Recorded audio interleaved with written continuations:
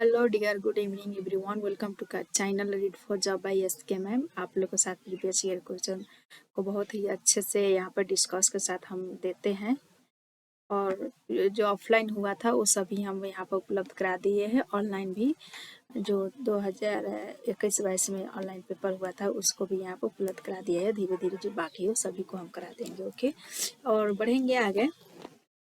Previous year question बार बार कहते हैं, previous year question को करना बहुत ही ज़रूरी होता है, क्योंकि इसी से हमारा कॉन्सेप्ट बनता है और आप लोग सिर्फ आंसर पर ध्यान न दे करके इसको समझने की कोशिश करेंगे। ओके, क्योंकि कंसेप्चुअल क्वेश्चन आ रहा है और आप लोग को समझ में आ जाएगा तो कोई भी कैसा भी क्वेश्चन बने आप लोग कर सकते हैं। ओके, तो हम लोग ये क्वेश्चन जो है 11 जनवरी 2022 का जो ऑनलाइन पेपर हुआ है उसी का CDP हम करने जा रहे हैं। ओके, तो यहाँ पर देखेंगे तर्क और कथन जो है, ये रीजनिंग बेस्ड क्वेश्चन हमारा CDP में बन के आ रहा है। ये कम से कम 3 क्वेश्चन आ रहा है, तो आप लोग समझ जाएंगे। तो ये हम आप लोग को रखा हुआ है कुछ, मतलब सिंपल ही आता है। इसका वर्ड जो है सिंपल है, लेकिन ये तो लगता है कि बहुत ही हार्ड है, लेकिन ये हार्ड नहीं है, बहुत सिंपल है। समझने की आप लोग कोशिश करेंगे। ओके, तो देखेंगे अब क्वेश्चन आया है हमारा कॉन्सेप्चुअल क्वेश्चन और तर्क रीजनिंग करके रीजनिंग वाला क्वेश्चन है CDP का।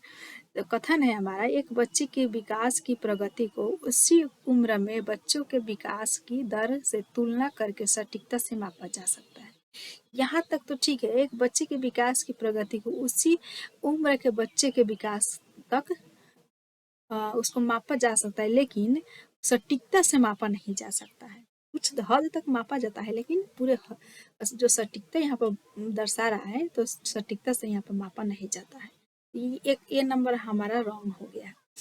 आर बोल रहा है तर्क क्या है, विकास का स्वरूप व गति सभी बच्चों के लिए एक समान होता है तथा सभी सांस्कृतिक परिवेश में रहता है। ये तो और ही रॉन्ग हो गया, क्योंकि विकास की जो गति है वो एक समान नहीं होता। सभी बच्चे का अलग अलग विकास होता है, सभी बच्चे का अलग अलग उसका गति होता है।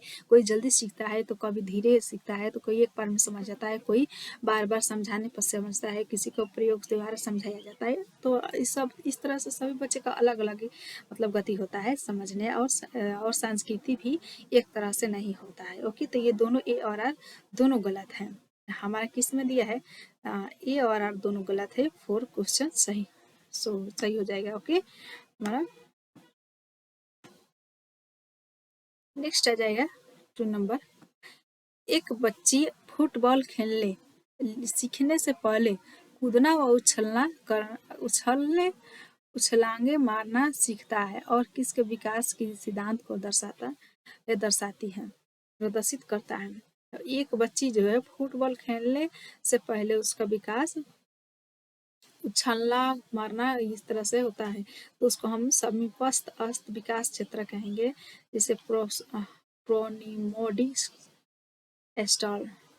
इसको इंग्लिश में इसमें देखेंगे और इसमें देखेंगे। पहले तो इस तरह से हिंदी में जोन ऑफ प्रॉक्सिमल डेवलपमेंट से होता था, तो उसी को यहाँ पर लैंग्वेज को थोड़ा बहुत चेंज कर दिया गया है और लैंग्वेज में भी यहाँ पर हार्ड दिखा रहा है प्रोनिमोडिस एस्टॉल, और यहाँ पर हिंदी में समीप दूराभिमुखी बताता है। ओके, तो इसी को हम लेंगे।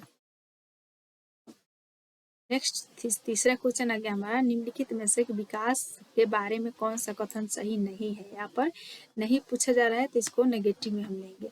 विकास आनुवंशिकता व पर्यावरण के अंतक्रिया से उत्पन्न होता है, तो ये भी सही है। विकास का कुछ हद तक पूर्वानुमान लगाया जा सकता है, ये भी सही है।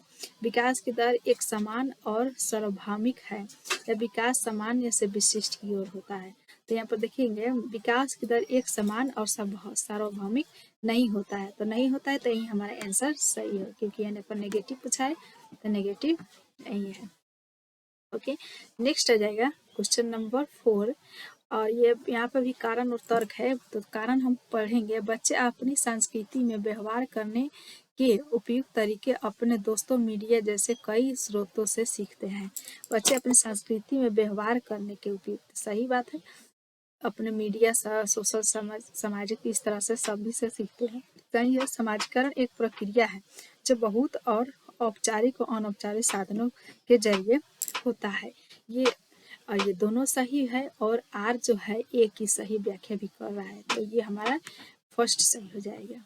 ओके, नेक्स्ट आ जाएगा क्वेश्चन, मूर्त संक्रियात्मक अवस्था के बच्चों के लिए एक शिक्षिका को क्या करना चाहिए। मूर्त संक्रियात्मक जो दिखाकर बच्चे को पढ़ाया जाता है। देखिए, जैसे कि मूर्त संक्रियात्मक अवस्था के बच्चों के लिए एक शिक्षक क्या करेगा, अमूर्त संरचनाओं को सरकार नहीं, अमूर्त यह लेकर आना ही नहीं है। ओके, वस्तुओं और विचारों को जटिल वर्गीकरण करके मौके नहीं, यहाँ पर भी नहीं है। ऐसे समस्याएं देनी चाहिए जो उच्च स्तरीय मूर्त सोच पर आधारित हो।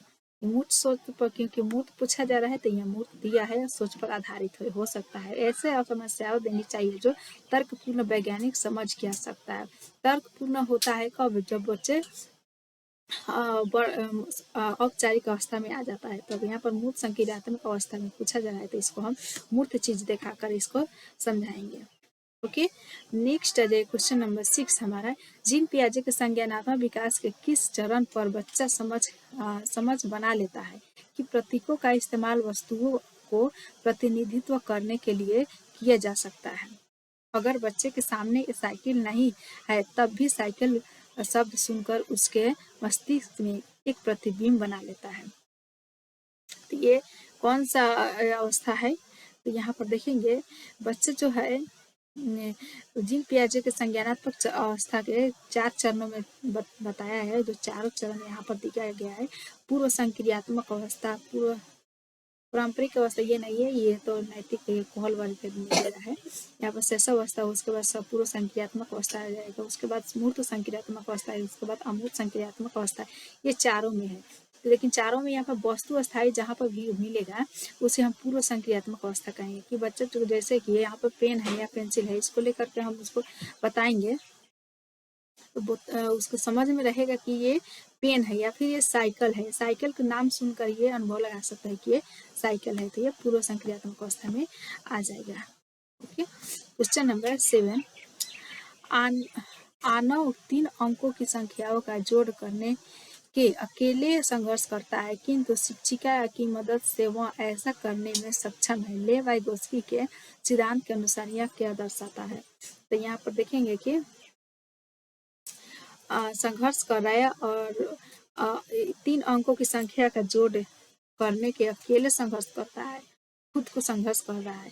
और ये ले वाइगोत्स्की ने इसको क्या कहा है, तो समीपस्थ विकास का क्षेत्र है। ओके, क्योंकि यहाँ पर ले वाइगोत्स्की ने कहा है बच्चे का विकास जो है यहाँ पर खुद से कर सकता है, कहाँ तक था 90% तक, उसको 10% बाकी रहता है, तो थोड़ा बहुत हेल्प ले करके वो पूरे विकास को पूर्ण कर सकता है। ओके, मतलब इसको क्या कहा गया है, समीपस्थ विकास का क्षेत्र कहा गया है इसको। नेक्स्ट आ जाए क्वेश्चन नंबर 8, ले वाइगोत्स्की के अनुसार अधिगम क्या है। तो ले वाइगोत्स्की के अनुसार अधिगम ज्ञान के निर्माण की सक्रिय है। ओके, 9 नंबर, आसना अच्छा करती है क्योंकि वह दूसरों द्वारा अच्छा देखा जाना चाहती है। और लॉरेंस कोल्सवर्ग के नैतिक विकास के चरण कौन सा है। लॉरेंस कोल्सवर्ग की अवस्था जो है अच्छा चाहती है कि हमको अच्छा कर, गौरव महसूस कर, नहीं तो पूर्व संक्रियात्मक अवस्था में तो नहीं हो जाएगा, मतलब पूर्व पारंपरिक में नहीं, बीच वाला अवस्था होता है जो पारंपरिक अवस्था होता है। उत्तर तो ये किशोरा वाला अवस्था हो जाएगा। ओके, तो यही हमारा अच्छा लड़का अच्छा लड़की जो होता है ये पारंपरिक अवस्था में होता है। 10 नंबर क्वेश्चन, प्रगतिशील शिक्षा में कैसा होना चाहिए। प्रगति सीखने का स्वरूप सामाजिक होता है या फिर पाठ्य पुस्तक सीखने का एक मात्रा है, या फिर बैठने की व्यवस्था पूरी तरह से तय होती है, पाठ्यचर्या मानकीकृत होता है, नहीं, सीखने का स्वरूप सामाजिक होता है, समाज से ही बच्चे अधिकांश सीखता है। ओके, 11 नंबर क्वेश्चन, राष्ट्रीय शिक्षा नीति 2020 किस पर बल देती है। तो यहाँ पर लचीला बहुस्तरीय गति आधारित अधिगम पर बल देता है। आगे भी देखेंगे बच्चे केवल संज्ञान, केवल यहाँ पर जहाँ पर देखेंगे उसको नेगेटिव मानेंगे। राष्ट्रीय पाठ्यचर्या का मानकीकृत भी यहाँ पर नेगेटिव हो गया, मानकीकृत। बच्चे को स्मरण कौशल, स्मरण मतलब याद करने वाला कौशल को मापा नहीं जा सकता। ओके, यहाँ पर फर्स्ट ही आंसर सही हो जाएगा, लचीला होना चाहिए और बहुस्तरीय होना चाहिए। क्वेश्चन नंबर 12, निम्नलिखित में से कौन सी विशेषता हावर्ड गार्डन द्वारा